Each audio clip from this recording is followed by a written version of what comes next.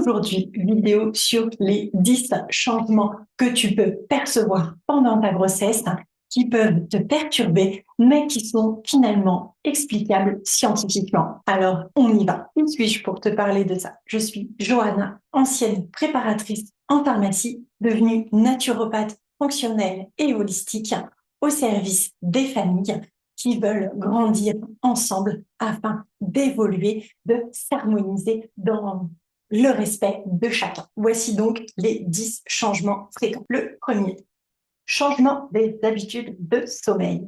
Aimer le noir par rapport à avant, moins supporter le bruit, etc., etc. Ça, c'est quelque chose que l'on m'a fait remarquer, justement, le fait qu'une personne qui auparavant aimait dormir avec les rideaux ouverts tout au long de sa nuit, peu importe en fait dans quel environnement elle dormait, et lors de sa grossesse, eh bien, ce n'était plus du tout le cas, ce qui l'a un petit peu perturbée. Donc cette hypervigilance, elle vient d'une autre hormone, la progestérone. Et en fait, elle crée cette sorte d'instabilité thermique déjà, et aussi cette sensibilité plus fine à tout l'environnement autour. Pour un bon sommeil, il faut de la mélatonine. Ça, tu as pu déjà en entendre parler. C'est l'hormone du sommeil. Pendant la grossesse, elle est produite en plus grande quantité et surtout en fait en fin de journée. Mais elle est aussi produite par le fœtus et le placenta. Donc ça peut être une explication qui fait qu'il y a un besoin plus important de sommeil aussi pendant la grossesse. Mais pour revenir sur ce changement d'habitude, eh bien, c'est aussi que le système nerveux, il est hyper vigilant pendant la grossesse afin d'être sûr qu'il n'y ait pas une bête féroce, tout simplement, qui s'attaque à toi et pour protéger aussi ton bébé. D'où le fait d'avoir besoin, d'avoir envie d'un environnement beaucoup plus cocon, beaucoup plus calme finalement et plus stable. Maintenant, le deuxième, ce qui est le plus fréquent, c'est vraiment l'hyperodorat ou le rejet en fait des odeurs familières. Si tu as vu ma précédente vidéo sur l'alimentation et sur les changements surtout qui peuvent être liés à des carences, eh bien, aussi parler de l'odorat. Par exemple, également aussi, il peut y avoir lié au café. Ça arrive aussi régulièrement d'avoir auparavant une adoration pour le café, on va dire une sorte d'addiction même au café, et que lors de la grossesse, eh bien, cette odeur-là, elle provoque au contraire des nausées. Tout simplement, donc, comme je le disais, ça peut être lié à des carences au niveau des minéraux, mais pas que.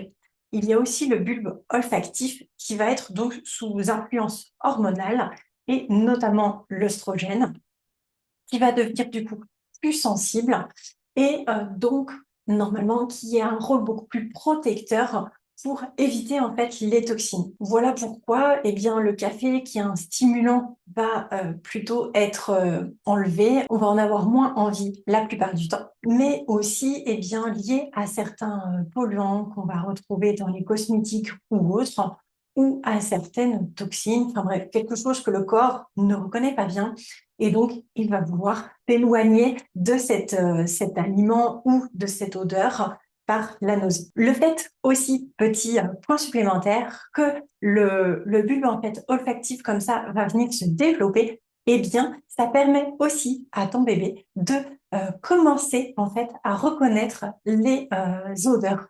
Donc, est-ce que c'est pas merveilleux de te dire que tout ce que tu sens, si tu les sens plus intensément, c'est aussi pour permettre à ton bébé d'apprendre ce que sont ces odeurs-là, savoir ce qui est familier ou non. Troisième point, la modification des goûts alimentaires. Par exemple, le fait de détester, on va dire, les olives, alors que lors de la grossesse, on en a justement envie quasiment tous les jours. Eh bien, forcément, ça a un lien avec les besoins en minéraux, notamment pour l'olive, ça peut être autant le côté magnésium, etc., mais pour en fait un petit peu tous les minéraux. Là où on en aura le plus besoin, ce sera le cuivre, ce sera le zinc, ce sera le magnésium, aussi évidemment le fer, le manganèse, le molybdène, pardon, le lithium, ça peut être aussi le phosphore, ça peut être le bismuth, ça peut être plein de sortes de minéraux possibles.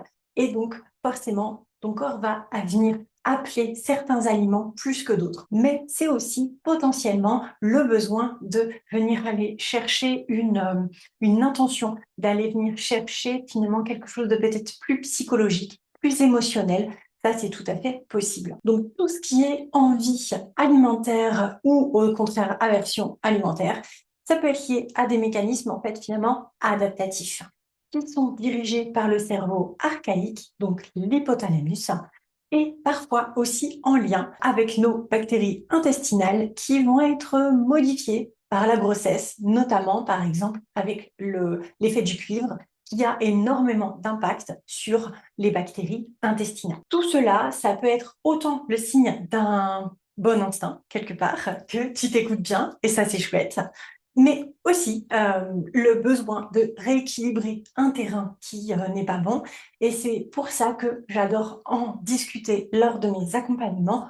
Pourquoi? Eh bien, tout simplement parce qu'il y a toujours une raison logique et scientifique derrière, et que pour tout ça, eh bien, c'est bien d'aller justement creuser et voir exactement ce que cela veut dire pour toi et seulement pour toi, parce que ça ne veut pas dire que c'est la même chose pour la voisine. Et maintenant, le quatrième point, l'hypersensibilité, que ça soit au bruit, à certaines ambiances, à de la musique. Bref, tu ne supportes plus les sons forts, la musique, que même tu aimais auparavant parfois. Eh bien, ça, c'est normal, c'est lié à ton système limbique, qui est en fait le système émotionnel, qui va être beaucoup plus réactif. Et ça, eh bien, c'est simplement dû à ta montée hormonale et aussi au fait que tu vas devenir beaucoup plus perméable. En effet, ton cerveau se met dans un état de vigilance beaucoup plus permanente, tout simplement. Pourquoi? Eh bien, pour protéger bébé. J'ai envie de dire, c'est logique. Tout cela entraîne que ton oreille interne, eh bien, elle va devenir beaucoup plus sensible aux vibrations et donc aux fréquences, qu'elles soient justement musicales, mais qu'elles soient intentionnelles des personnes simplement qui vont vibrer à une fréquence plus ou moins haute, qui peuvent du coup t'impacter et que tu vas le ressentir beaucoup plus de plein fouet. Et du coup, cette oreille interne, en fait, elle se modifie tout simplement parce que tu vas modifier un peu ta posture liée avec ton utérus qui prend de plus en plus de place, c'est normal, pour pouvoir accueillir bébé. D'où le fait que plus tu avances dans ta grossesse et plus c'est important de faire attention à ton environnement, qu'il soit relationnel ou qu'il soit environnemental dans le sens endroit où tu vis, etc., etc. 5. Les changements de texture. Eh bien, que ça soit au niveau des vêtements, des draps, des matières, il y a des tissus peut-être que tu adorais auparavant et que maintenant il te révulse quasiment. Eh bien, c'est normal, puisque tes récepteurs sensoriels cutanés, tout simplement, eh bien, ils sont modifiés avec les oestrogènes, là encore, et tout simplement parce que ta peau, elle devient beaucoup plus fine, beaucoup plus sensible. C'est un petit peu comme si ton corps a besoin finalement d'un effet peau à peau, mais qui va être plus précoce avec soi-même. Et alors ça, c'est vraiment juste mon hypothèse. Je me demande si ce n'est pas aussi lié pour affiner en fait la barrière, la distance que tu peux avoir avec bébé qui est dans ton ventre. Ça, c'est simplement mon hypothèse. Dis-moi en commentaire ce que tu en penses. Le rejet soudain de certains produits cosmétiques préférés, que ça soit ton parfum, etc.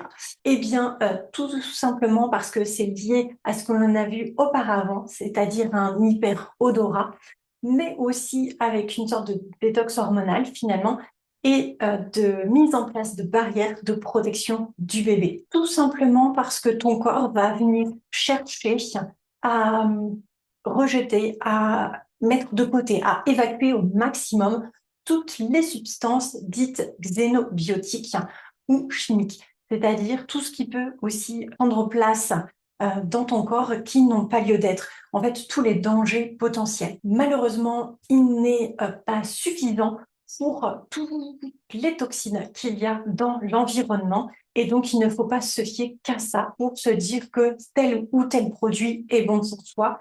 Et là, je le rappelle, que ça soit des produits que tu utilises pour laver ton linge, que ça soit des produits que tu mets sur ton corps, peu importe, même aussi l'eau que tu bois, etc. c'est très, très important d'avoir des produits les plus sains possibles. L'idéal, c'est de le faire dès l'avant-grossesse, mais d'autant plus quand tu es enceinte. Et donc, numéro 7, le besoin accru de solitude, d'introspection ou au contraire d'entourage peut-être plus féminin. Alors ça, c'est ce que l'on voit, enfin en tout cas moi, c'est ce que je vois régulièrement, c'est soit un besoin vraiment d'être seul au monde, d'avoir une envie d'île déserte, euh, tout ça pour veut dire un petit peu se reconnecter à soi, à son besoin.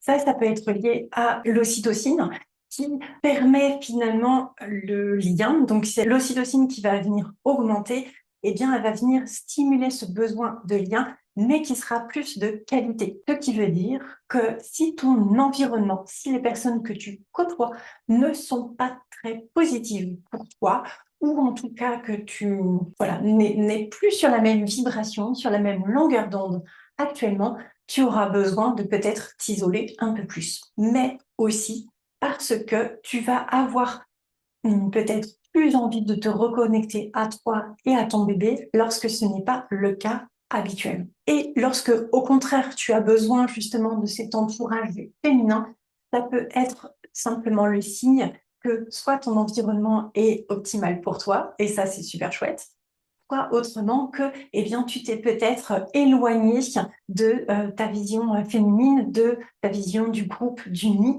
et que là, actuellement, tu en as besoin d'autant plus. Pendant la grossesse, le cerveau vient se réorganiser au niveau de ses circuits neuronaux. J'en ai déjà parlé lors de la précédente vidéo. Et il y a certaines zones sociales qui vont venir s'activer et d'autres, en fait, qui vont venir se fermer tout simplement pour te préserver au maximum. La grossesse, c'est vraiment une période de reconnexion à autant ton instinct primitif, à ta tribu, à ton nid, autant la reconnexion finalement avec ton toi profond qu'on appelle voilà, féminin sacré ou autre, peu importe, mais vraiment en fait à toi-même. 8. Changement de perception de soi, de son corps, de sa beauté. Pendant la grossesse, il y a peut-être des moments où tu te dis, voilà, tu te maquilles plus, que tu te supportes plus, que il y a des routines, des habitudes que tu avais auparavant et que tu ne souhaites vraiment plus garder. Eh bien, tout simplement parce que ton corps, comme je disais avant, il est en réorganisation totale. Donc, tu peux te sentir totalement perdu parce que c'est comme si tu étais en train de muer. Il y a une part de toi, quelque part, qui est en train de mourir pour qu'une autre puisse s'éveiller et puis finalement grandir, s'épanouir. Donc, c'est totalement normal que ton image de toi, elle soit plus ou moins bonne suivant les jours, suivant même le moment dans la journée. C'est tout à fait normal. L'image de toi, elle est en train d'être restructurée. Et tout ça, ça passe par une revalorisation du corps qui doit justement être au-delà de l'esthétique, mais du coup d'un processus beaucoup plus psychobiologique, j'ai envie de dire, d'une sorte de transition identitaire vers finalement cette maternité. Alors pour moi, c'est ultra important d'avoir des moments où tu peux t'écouter, où tu peux te regarder. Si tu en ressens le besoin, si c'est quelque chose qui t'appelle, eh bien tu peux regarder simplement ton reflet dans le miroir en étant totalement nu et de venir eh bien aimer ton corps, le remercier. Parce que là, il est en train de faire un travail, mais extraordinaire. N'oublie pas que la grossesse, ça reste un miracle en tant que tel. Mais aussi peut-être de venir te faire masser par quelqu'un d'autre, eh bien, ça peut te permettre de te réapproprier un petit peu ton corps, de peut-être faire de la piscine ou des bains de flottaison. Tout ça, en fait, pour ne plus avoir, par exemple, le poids de ton corps à porter, tout simplement eh bien, ça peut être des choses à mettre en place en fonction de toi, en fonction de ton besoin. Et d'ailleurs, il y a des femmes où c'est au contraire, la maternité est une révélation. Ce n'est pas forcément, entre guillemets, tout blanc ou tout noir, ce n'est pas forcément l'un ou l'autre, ça peut aussi être également entre les deux. C'est-à-dire à 8h09, tu es super ravie d'être enceinte, tu te trouves la plus belle femme au monde, et à 8h10, tu te trouves laide, tu n'en peux plus et il n'y en a pas. Ça, c'est aussi totalement normal. Et donc maintenant, 9, l'hyper-émotivité ou réaction inattendue. Ça vient un petit peu avec ma conclusion du 8. Alors, ce changement comme ça émotionnel que tu peux avoir face à certains films, des films qui vont venir te faire pleurer alors qu'il n'y a pas de raison, en tout cas, pas que tu le saches, et par rapport à des souvenirs, par rapport même à des mots, tout simplement, le fait de réagir comme ça, un peu au quart de tout, eh bien, c'est parce que pendant la grossesse, ton cerveau émotionnel, donc que ça soit ton amygdale, ton hippocampe, il est ultra sollicité, tout simplement. L'activité limbique, elle sert vraiment à intégrer les apprentissages émotionnels profonds afin de créer en fait de nouveaux repères. Là, des repères, d'autant plus si c'est ta première grossesse, tu n'en as plus aucun parce que tout est nouveau. Donc, c'est aussi normal que tout ça soit challengeant pour toi. Là, c'est comme une sorte de reformatage, même de ton âme, finalement, de tout ce que tu connais. Tu ne seras plus jamais la même femme. Ton corps change, mais ton esprit aussi. Et même ton partenaire peut ne plus te reconnaître. C'est tout à fait normal et physiologique. D'où le fait de le préparer au maximum, mais aussi bien, de laisser cette place à l'inconnu, à l'évolution. Et on ne sait pas ce qui peut en ressortir. Terminons par le 10e. Le 10e, c'est la modification de la salive, des sensations en bouche et parfois avec un goût métallique. Ça m'arrive d'entendre que, voilà, que la bouche elle devient bizarre, qu'il y a beaucoup plus de salivation, qu'il y a même un goût étrange dans la bouche.